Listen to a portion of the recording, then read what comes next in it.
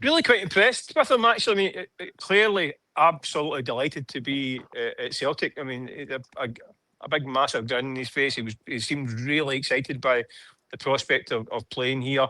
I was impressed with him. He spoke really well. Sounds really determined.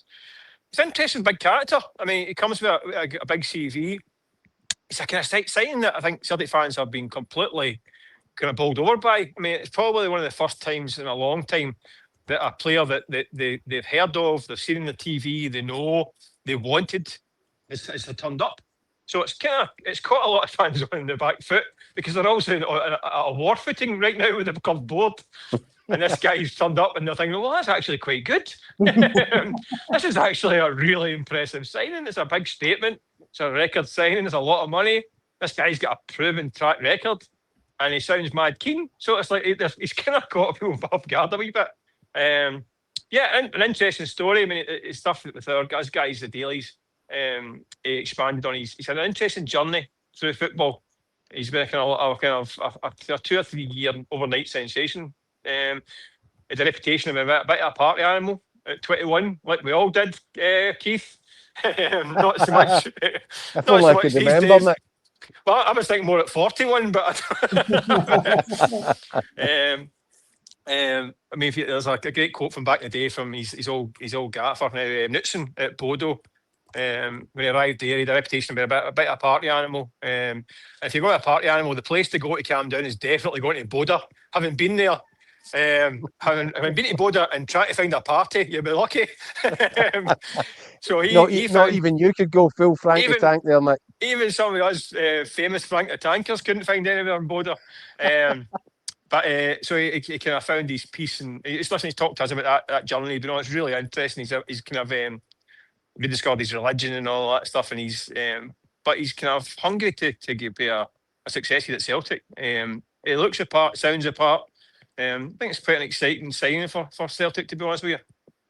Well, I think it's great, Mick, and I think, you know, as you kind of touched on there, the fact is that the Celtic supporters, we in the media, everybody has panned, and quite correctly and rightly so, everybody's panned this Celtic board for showing a lack of ambition, for refusing to spend the sort of money that's required to advance the team, to improve in certain areas.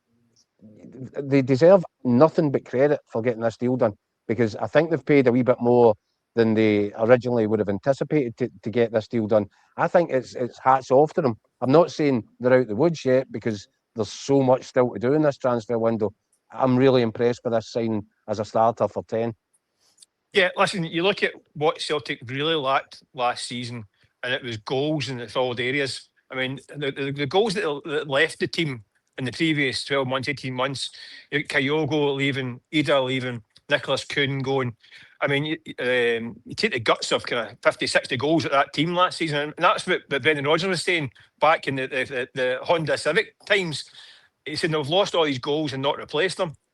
And now you look at these guys that have come in. You get Høgh, who's scored nearly a goal over 2 games for Bodo, and scored in the Champions League, 5 goals in the Champions League, 7 the previous year in the Europa League. You get the boy Camilo Duran, who scored 5 goals in the Champions League last year for Karabakh. A good goal record. Now Celtic have added goals, and you think there's no way these guys are not going to score goals. It's more about how you fit in the team. Yeah. Well, it has to be just for the start for Celtic. These are the kind of signings that Celtic should be making. This is a club that's got a lot of money in the bank. I mean, a lot of people bought season tickets. There's plenty of cash. These are the quality kind of signings that Celtic should be making. So I'm not just saying it's not doing the old Roy Keane, it's their job, but it kind of is. These are the kind of signings that Celtic fans have demanded, and they've got a couple through the door, but they need more, because they're still light in a lot of areas. And I think fans are probably more optimistic now than they were 10 days ago. However, there's still gaps to be filled, and this is before 3 or 4 big names could go out the door. There's ones we know about that will be leaving, your Hitatis, probably Engels. But there's other ones, I mean, like your Alistair Johnsons, your Negans, who could also go, and then all of a sudden Celtic are 4 first-team players light and have to be replaced. So this isn't the end of the Celtic transfer window. This is just the start of it, and they need to keep that momentum going. Well, look, the Celtic fans are definitely more optimistic, and they're a lot excited in the comments. Marty says we're so excited to have him, although he does quite rightly say all is nearly forgiven. Michael Nicholson. John says Champions League striker is great news for Celtic. Rebel says Casper is very enthusiastic and ecstatic. Celtic nice to see. And Alan points out get through the Champions League knockout and who pays for himself, which is a good point. Well, that's exactly it. I mean, you look at it now. I mean, they took £8 million up front for Dyson Maida, could rise to 10. So that money is just going shifted right across for Casper Høgh. So they haven't had to dent too much into the kitty, really. And they've already made in a couple £1 million from the sales of kind of fringe guys, Palmers and these kind of guys. You do think Celtic are going to make money. Engels will command £20 million plus.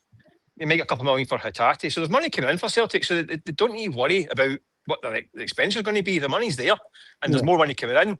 And if they can get the Champions League, there's another £40 million coming their way. But people don't want to hear about money anymore. Celtic got that money in the bank. That money in the bank has actually been a noose for Celtic for 18 months. I mean, they ramped their money up in the sales of your O'Reillys and Coons and all that stuff. And last summer, the accounts came out and they said they've got £77 million in the bank. That was burning a hole in the pockets. And that hung over Celtic all last season, because you're thinking, why have they got that money in the bank and this is what's on the park? And people couldn't understand the correlation between that money and what they were watching. And that's still going to be the case. That money's still sitting there. They've not built anything, they haven't done anything with it. I mean, Celtic Park still needs some work done to it as well. So they're going to have to keep the wheels turning and keep getting players in. And Celtic are light. I mean, the middle of the park, you think Hatate goes, Bernardo goes, it doesn't leave off a lot of midfield players in there. You still look at the left back. And Engels, mate. Well, I think I'm assuming Engels goes, yes, certainly. You look at the wide areas, they still don't have an awful lot. I mean, they've got these two new strikers that should get goals, but they'll only get goals if they get service. So unless they're getting balls into the box and reliable balls into the box, they're going to be struggling anyway. So they need to get a couple of wide men in as well, a couple of midfield players, left back and a goal at each other. There's this five right away, and that's not even selling a Nygren or a Johnson. So there's still a lot of work needing done. I think there's a lot of work needing done this week, because we know about the two other targets that have been in advanced talks. The German midfielder Bauer and Nassim Hassan. Hassan? Yeah, Hassan. Real Oviedo. And if Celtic don't get these ones in the door before the new season kicks off against Dundee at Celtic Park next Monday night, I think there's a danger that they lose the momentum that they've built from the signing of Casper Høgh, because I think the Celtic fans quite rightly expect these two, well, they're almost done, so they should be in. So, and then at that point, Celtic board, I don't know, that could be another £11 million on top of the transfer fee for Høgh. So at that point, you're really going, well, this is exciting. But, and Mick touches on it there, Celtic then start a fire sale of the midfield department. And if it gets to the point that by the end of this transfer window, they've brought in more money than they've sent out the way, they'll stand accused of the same old thing. So it's so important that they can't let the grass grow around their feet here.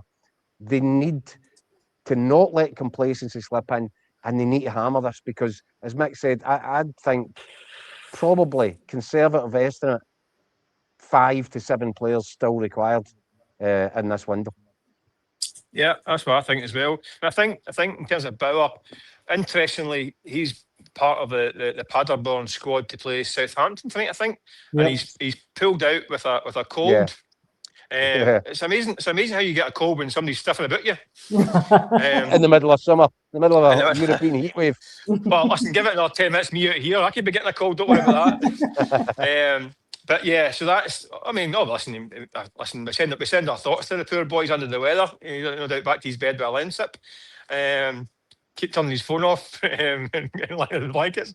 But so I think that's not going to be. I think they're playing hardball, which is, they're entitled to play hardball. Listen, Celtic have done it enough with their players. But I still think that could be a goer. The second one, yeah, again, likewise, Oviedo are not proven to be that receptive at the moment. That might change. I mean, obviously, it's a player that Celtic are interested in. So that could still be a live one. But Celtic do need these guys